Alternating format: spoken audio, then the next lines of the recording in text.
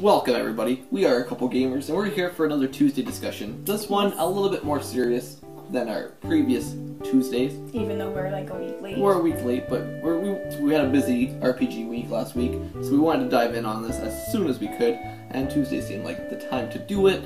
We're here to talk about the late Satoru Iwata, who has passed away. He is obviously the president of Nintendo, and basically he helped out Nintendo a lot. Every way he possibly could. He made Nintendo, he brought out the Wii, he helped with the DS, he had ups, he had downs, and that's just basically how life goes. Mm-hmm. And unfortunately, he looks like he had some health problems, and he passed away at a really young age. About 55? 55, yeah. 55, that's really young. That's, yeah. You're almost there.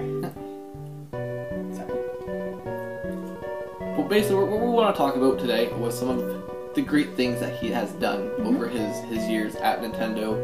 I don't know, Nintendo, when I was a kid, meant a lot to me. It was my first system, and then the Super Nintendo, and I basically was a Nintendo fanboy up until we got out of it. I never owned a GameCube until later in life. And yeah, basically Nintendo was a big stamp on my childhood. It gave me a lot of good memories and a lot of great things, and he was a part of a lot of that. Him and Shigeru Miyamoto, who was the creator of Mario, like those two, the things that they created here at Nintendo made the company what it is today. Yes. Whether this new system they're making that he was a big part of, or the fact that they're bringing all their Nintendo characters out on like smartphones and Androids and stuff now. We'll see how that turns out here in the future, but he was a big...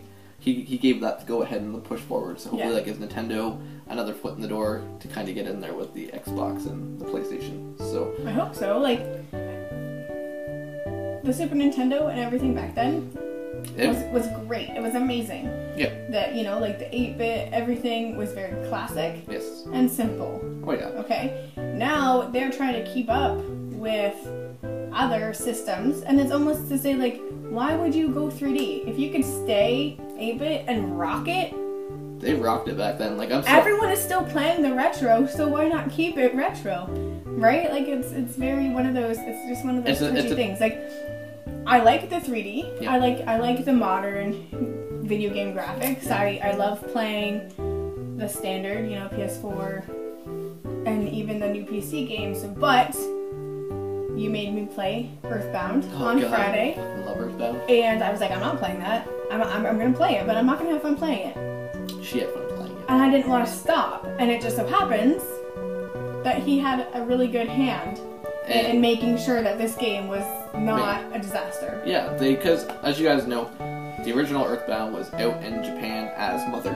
Yes. Okay, and then there was Mother 2, which was meant to be Earthbound. Or it was going to be Mother 2 here in Canada and the States or whatever. It was going to be named Mother 2, but there were so many differences with the game that it was just not coming together as it should have. So basically Mr. Iwata went in and he helped with the code, because he was like a genius when it came to coding games. Like, and a genius. It stated that in one of the articles that we read. Like, ever since he was little, like in school, he was really interested in coding and programming, to the point where he made calculators for his classmates. Yeah, just made his own calculators and passed them out to his classmates. But yeah, he had a big push to get Earthbound saved for us people. And now it's like I said, one of my favorite all-time RPGs out there. Probably one of the most rare games to find, and it's one of the most expensive on eBay. Now that he's passed, I guarantee you it's going to continue to rise. They're going to be worth a lot more. Yeah, as you guys know, his whole career has always been with Nintendo. He hasn't jumped from company to company. He's been with Nintendo for over 25 years here. So. Crazy. And the thing is, he's always worked with the HAL Laboratory, as you can see, like at the beginning of Earthbound. That's been his company. That's his section. Yeah. So, another little thing that you guys might not have known was as much as he could write code, he writes code fast. You might remember the game Pokemon Stadium that came out on the N64. Wasn't a big fan of that one, but I remember it and played it. It must be weird. But he actually was able to write the code, or the combat code for that game within a week. By himself. No team behind it. Himself. He had that done on his own time. He had it done for them in a week. And I love the combat. It's crazy. So, another cool thing that you might not know about Mr. Iwata was he broke the oh god, I don't speak their language well. Yamachi trend. He was the very first person to become president of Nintendo that wasn't part of the Yamachi family. He was passed presidency of Nintendo in 2002, and somebody that was not part of the family, he's the first one to break the trend. So that's pretty cool that he did that. He was the one that helped merge your 3DS and your Wii console, how you have the cross plays and stuff. Yeah. It was his idea to get that out there, so kudos to that. And basically, the one really amazing... I would like to see Sony do this. I know they would never do it. I would like to see Microsoft do this, and again, they would never do it. When Nintendo was in hard times, and they could see their business going downhill, instead of just saying... Yeah, because I remember you telling me at one point that they were done. They were pretty much done. And instead of them closing the doors and laying everybody off and... being done with Nintendo, he took the biggest pay cut. I don't think I could ever do that.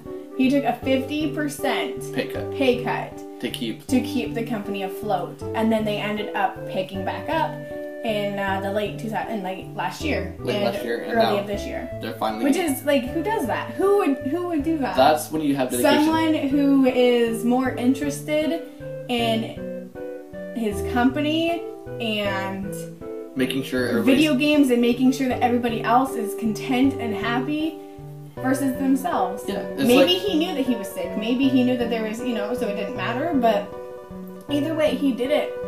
He did it to help hit the company in the long run. Yeah. Because you got people who come on camera and they're like, "Hey, buy my product because we want to do what's best for you." And then they got off camera, they're like, "How are we gonna make that money?" You know? He was on camera doing the best that he could, and even off camera, he was taking money from his own pocket to making sure the company still can get out with products that we love. Because I'm sorry, nobody out there wants to see Mario die. No. Nobody wants to see Metroid or Kirby or any of the great classics that Nintendo has given us as a franchise. And another cool little tidbit here: did you know that Mr. Iwata was a big helping hand to get Kirby created? No. He was the one that helped create the character Kirby and to get him to become quite the icon that he is today. Well, there you go. So, see, like I don't know a lot of back history when it comes to pretty much anything. You're like the guru of that. The guru, I wouldn't say. I wouldn't go that far, but definitely not always like not to the most modern stuff, but you can always tell me the back history of when like you were younger. You retain pretty much all of that. Yeah. And you're really good for that. I hold a lot of information that's unimportant in life. But when you need it, it's there. I also wanted to let you guys know that he helped create and helped save Smash Brothers. What the initial story here was basically the creator Mashiru Sakura is credited with creating Super Smash Brothers. But what happened was it was not Smash Brothers at all. It was another game called Dragon King: The Fighting Game. And it was a 4-player fighting game with characters you'd never seen or loved, but Mr. Iwata helped create it, develop it, code it, but he's like, you know what? This game's missing. He's like, if we put Nintendo characters in, I think we got ourselves a hit, and that's when they added in Mario, and Link, and Donkey Kong, and now that's why we have such an amazing fighting game out there on the Wii right now. It's definitely good job on that, because if it would have been Dragon King: The Fighting Game, I don't think anyone would have given it the time of day. So, yeah, that's basically... that's it. That's it. Like, thank you to him. Like, thank you for giving me my amazing childhood, giving me Earthbound, and, thank you.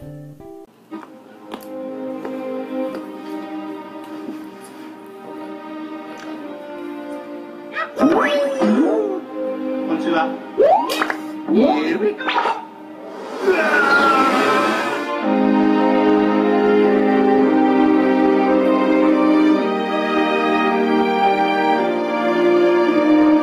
These are the Japanese character for Dokuso. In English, it means creating something unique.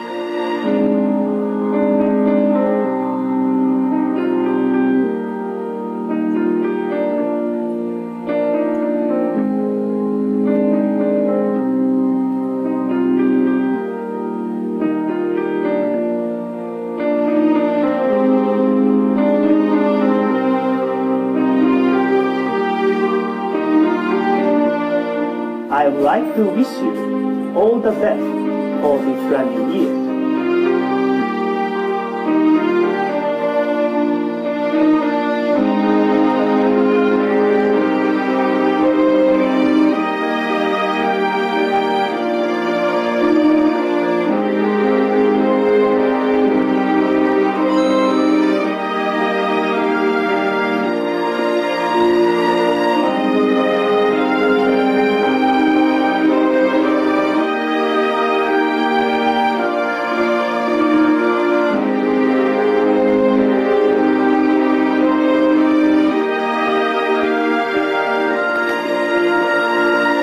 Thanks for watching and see you next time.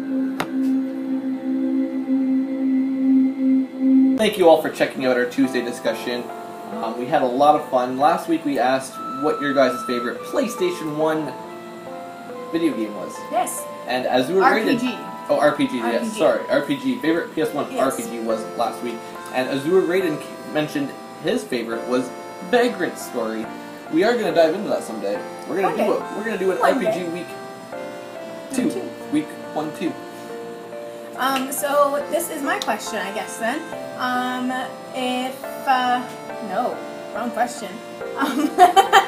My question for today's video is, what is your favorite Nintendo memory or moment? Whether it was the release of a new console, the release of a new game, one of their, I don't even know what I was going to say, but... We want to know your favorite Nintendo memory, guys. And until then, check another video over here, and be sure to check back in tomorrow with a brand new video from A Couple Gamers. Thanks, guys.